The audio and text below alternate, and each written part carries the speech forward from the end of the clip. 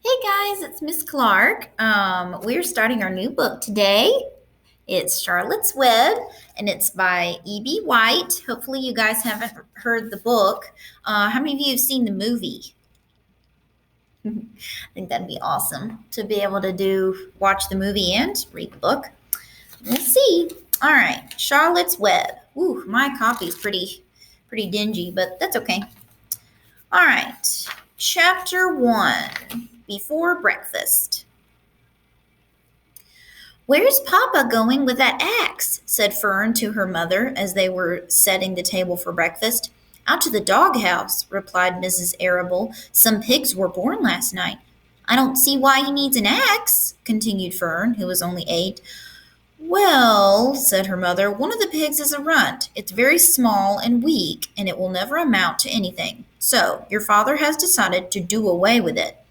"Do away with it!" shrieked Fern. "You mean kill it, just because it's smaller than the others?" Mrs. Arable put a pitcher of cream on the table. "Don't yell, Fern," she said. "Your father is right. The pig would probably die anyway." Fern pushed a chair out of the way and ran outdoors. The grass was wet and the earth smelled of springtime. Fern's sneakers were sopping by the time she caught up with her father. So there's the picture. Pretty dramatic, huh? "Please don't kill it," she sobbed. "It's unfair." Mr. Arable stopped walking. "Fern," he said gently, "you will have to learn to control yourself."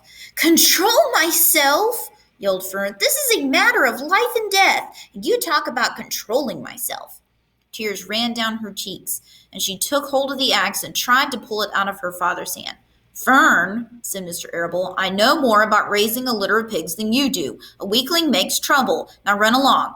"But it's unfair," cried Fern. "The pig couldn't help being born small, could it?"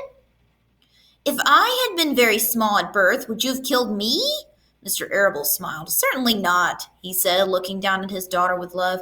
"But this is different. A little girl is one thing, a little runty pig is another." "I see no difference," replied Fern, still hanging on to the axe. "This is the most terrible case of injustice I ever heard of." A queer look came over John Arable's face. He seemed almost ready to cry himself. "All right," he said. "You go back to the house, and I will bring the runt when I come in. I'll let you start it on a bottle like a baby. Then you'll see what trouble a pig can be." When Mr. Arable returned to the house half an hour later, he carried a carton under his arm. Fern was upstairs changing her sneakers.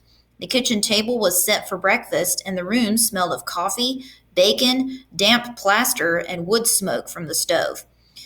"Put it on her chair," said Mrs. Arable. Mr. Arable set the carton down at Fern's place.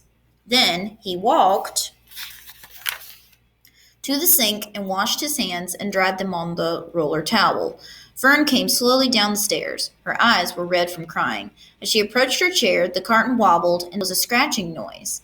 Fern looked at her father. Then she lifted the lid of the carton. There inside, looking up at her, was the newborn pig. It was a white one. The morning light shone through its ears, turning them pink. "He's yours," said Mr. Arable, "saved from an untimely death. And may the good Lord forgive me for this foolishness." Fern couldn't take her eyes off the tiny pig. "Oh," she whispered, "oh, look at him. He's absolutely perfect." She closed the carton carefully. First, she kissed her father. Then she kissed her mother. Then she opened the lid again, lifted the pig out, and held it against her cheek.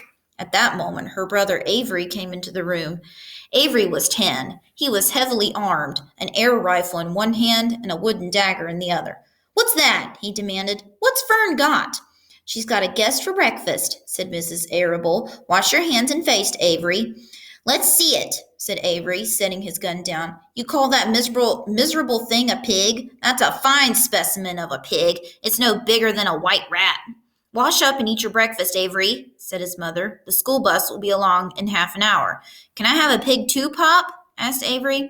"No, I only distribute pigs to early risers," said Mr. Arable. "Fern was up at daylight trying to rid the world of injustice. As a result, she now has a pig. A small one, to be sure, but nevertheless a pig. It just shows what can happen if a person gets out of bed promptly. Let's eat." But Fern couldn't eat until her pig had had a drink of milk. Mrs. Arable found the baby's nursing bottle and a rubber nipple. She poured warm milk into the bottle. So there's her brother, Avery. Looks pretty grumpy. Fitted the nipple over the top and handed it to Fern. "Give him his breakfast," she said. A minute later, Fern was seated on the floor in the corner of the kitchen with her infant between her knees, teaching it to suck from the bottle. The pig, although tiny, had a good appetite and caught on quickly.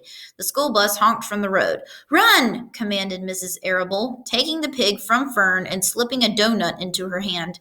Avery grabbed his gun and another donut. The children ran out to the road and climbed into the bus. Fern took no notice of the others in the bus. She just sat and stared out of the window, thinking what a blissful world it was and how lucky she was to have entire charge of a pig. By the time the bus reached school, Fern had named her pet, selecting the most beautiful name she could think of. "Its name is Wilbur," she whispered to herself. She was still thinking about the pig when the teacher said, "Fern, what is the capital of Pennsylvania?" "Wilbur," replied Fern dreamily. The pupils giggled. Fern blushed. So Fern is pretty obsessed already, don't you think? He is pretty cute. So now we've met Wilbur. All right, and we're going to stop there, and we'll read chapter 2 tomorrow.